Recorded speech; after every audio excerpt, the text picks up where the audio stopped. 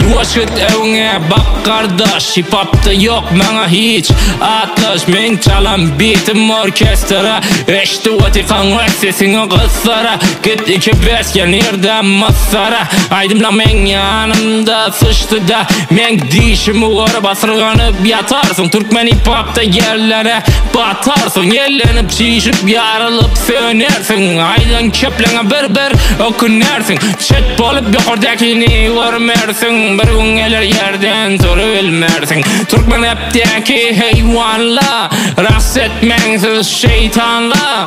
Lifalon yeniden meydana. Beni bilen bilir eyvallah.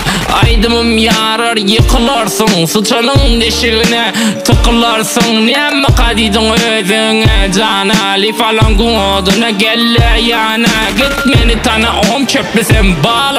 Bet bak olarsın bir gün biçara. Sen rapte henim pataçı. Git oynak yavana apaçı. Rapte bizim saçımız ağır değil. Sen bizi gör rengin sarılı.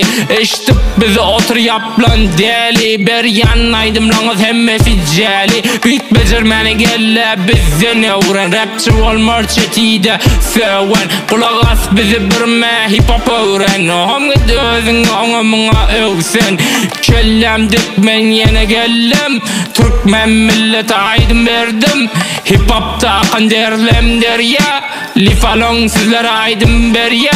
Başkalı hemmesi perçer yandan. Neme okuyanlarını bilmeyenler hez yandan. Dermam tadiyati sen balli. Men hip hop'um sen rapın canını alli. Hemmeniz izimde kalınız.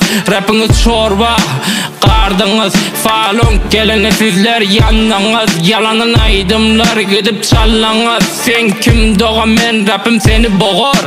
Rapten el çekit sat sen soğan. Aydımlar sizin halınızı alır. Hal gerek bolsa yanınıza barar. Korkun siz hem korkokla. Kanamanız nerede kol topta. İtaat etmesen bedbahtı adam. Bakillikten gitti sen yada. Hiç daha siz yaramadınız. Türkmen hip hop'ı da karaladınız. Rengin sarılı yüzü kara. Bir kov olsa da mını harap. Bazarda rapini övşar ber. Aytmen rapim kovi dolar ber. Sen mark mı özünü tebliğ ediyen. Sen kim özünü tarif ediyen. Çıkıp özünü tebliğ ediyen.